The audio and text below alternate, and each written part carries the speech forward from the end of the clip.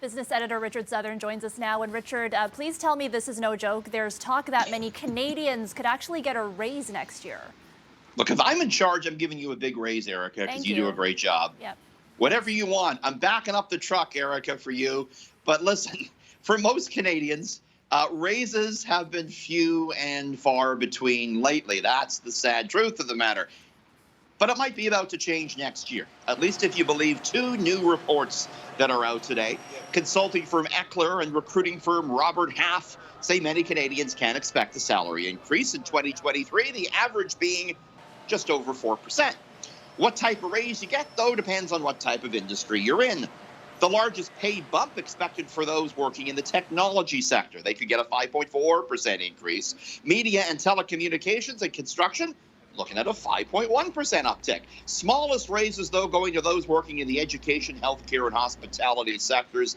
You know, Erica, even if that's true, even if you get 4 or 5%, with inflation running at 7%, it's really not a raise at all, is it? It's kind of a Right. cut. That inflation really eats into your raise.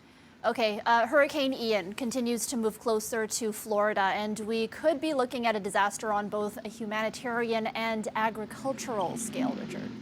The impact on human life is certainly our focus right now as the storm makes landfall in Florida. However, there is another big impact it could have, and that's on oranges and orange juice, Erica. Experts say almost all of Florida's citrus belt is at risk here. The hurricane expected to rip right through Florida's citrus groves, potentially knocking the ripe fruit off the trees, completely ruining the crop.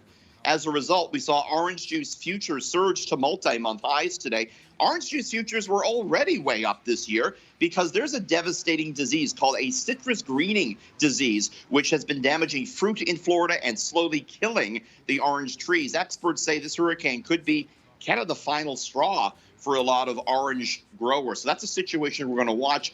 Cotton futures, Erica, also higher, what with the storm maybe threatening cotton growing regions in Georgia and North Carolina.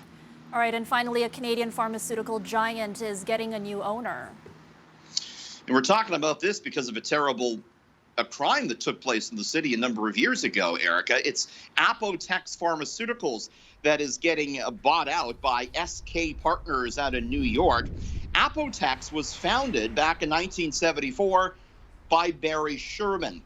That man was murdered in 2017. Sherman and his wife, Honey, found dead in their multi-million-dollar Toronto home in December of 2017. Terms of this takeover not publicly disclosed. It is subject to regulatory approval. Apotex makes generic pharmaceutical drugs and employs almost 8,000 people headquartered right here in the city of Toronto.